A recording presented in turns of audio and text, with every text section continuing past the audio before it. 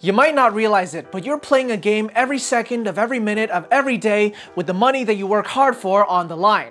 And when you're facing off against the big banks, you might not always be in a fair fight. In fact, you might not even know the rules. But luckily for you, I have the ace in the hole to not only get even with the banks and not only get some wins under your belt, but also turn those wins into your dream trips all across the world. First things first, we have to understand the game before we can play it. So what exactly are the banks doing to make more money from you? Things like interest, over-limit fees, and late fees, these are examples of letting the banks win. Because you're giving the banks more money than you need to, and that's something we never want to do. We never want to let the banks see a cent more than we have to. So when you're maximizing your credit cards, make sure to pay all your bills on time and never carry a balance with minimum payments. The name of the game here is rewards and redemptions, so we never want to overspend on our credit cards.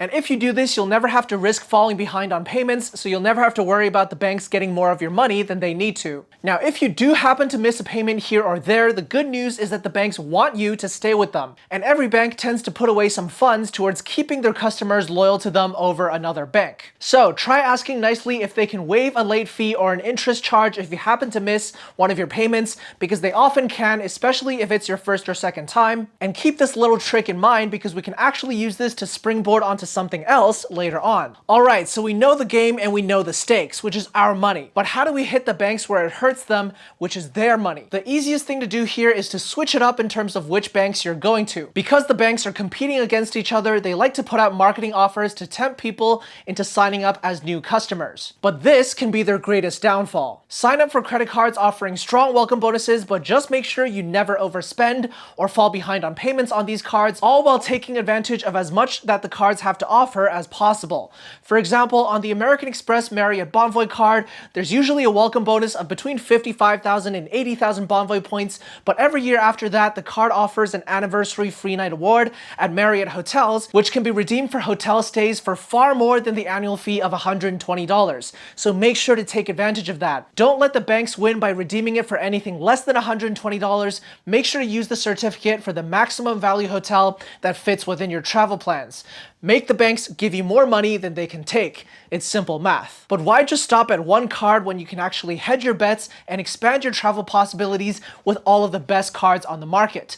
Take, for example, the American Express Cobalt card, or the BMO Eclipse Visa Infinite, or the National Bank World Elite, all of which have a 5x points multiplier for food and drinks. Now, what these banks really want you to do is to use the card on other categories that only earn points at a 2x earning rate, or God forbid, a 1x earning rate. That's how they make their money, because the 5x earning rate is a loss leader when they're giving you a lot of value and they're hoping that you spend a lot on everything else, making them money as a result. But that's why having multiple cards can work out much better in your favor, because you can use, for example, the AmEx Cobalt card on food and drinks to take advantage of the 5x earning rate on that category, but then use a different card, say the HSBC World Elite MasterCard, on travel purchases instead, earning 6 times the HSBC rewards points, as well as, say, the RBC Ion Plus Visa card for 3 times the Avion points on streaming, gaming, and subscriptions, or perhaps the Tangerine World MasterCard for 2% cashback on up to 3 categories of your own choosing, thus ensuring that the banks collectively are giving you the most value possible for every dollar that you spend. Now, unfortunately, it tends to be the case that the better the credit card,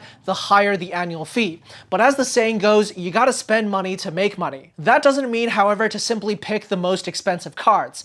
Aim for cards with welcome bonuses or benefits that outweigh the annual fees, especially those juicy bonuses in the first year. Take the Platinum card in Canada, for example, which has a welcome bonus in the range of 80,000 to 100,000 points, and sometimes even more, unlimited lounge access at Plaza Premium, Priority Pass, and Centurion lounges, and hotel elite status perks with Marriott, Hilton, and Radisson, which more than justify the $699 annual fee, especially when you also consider the $200 travel credits, which brings that annual fee down to a net $499. Or we can consider the RBC Avion Visa Infinite card, which only has a fee of $120, but it does come with a long-standing welcome bonus of 55,000 Avion points, which is worth at least $550, but potentially a lot more if you transfer them to airline partners and redeem them for premium premium flight experiences like Qatar Airways Q Suites or Japan Airlines First Class. But what about when that second year rolls around and you've already claimed that welcome in the first year, but another annual fee is due?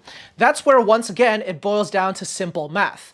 The question is, will the card be useful to you during the second year onwards? For example, if we look at the AmEx Platinum card, factoring in the $200 annual travel credit, does the $499 effective annual fee justify the unlimited lounge access, hotel elite status, and other various travel perks for your situation given your travel patterns? If so, it's a worthy card to keep in the long term as you continue to play the game and win. Otherwise, your winning strategy may involve ditching the card or at least giving the pretense of doing so. You see, that's where the final flourish comes in. The banks know that it costs them a lot more to acquire new customers than it is to retain existing ones. So when a card is up for renewal, give the banks a friendly call to see if they can give you what's known as a retention offer, which is an offer to keep you around as a customer, whether that's by dangling more points in front of you as an incentive to continue holding and using the card, a partial rebate on the annual fee to keep you around, or in some cases, even a full annual fee can be waived just by asking, although of course, no outcome is ever guaranteed. So now we know how to play the game of credit card points and play it well. But watch out, because the banks have one more trick up their sleeve to rob you of your winnings. And that's by laying a series of traps for redeeming your points poorly. You worked hard to earn those points, so make sure you aren't redeeming them in the variety of mediocre ways that are often presented to you, but instead keeping your eyes on the prize of special once-in-a-lifetime travel experiences. And you gotta watch this video next to understand exactly which prizes to keep your eyes on and which traps to look out for and avoid along this journey.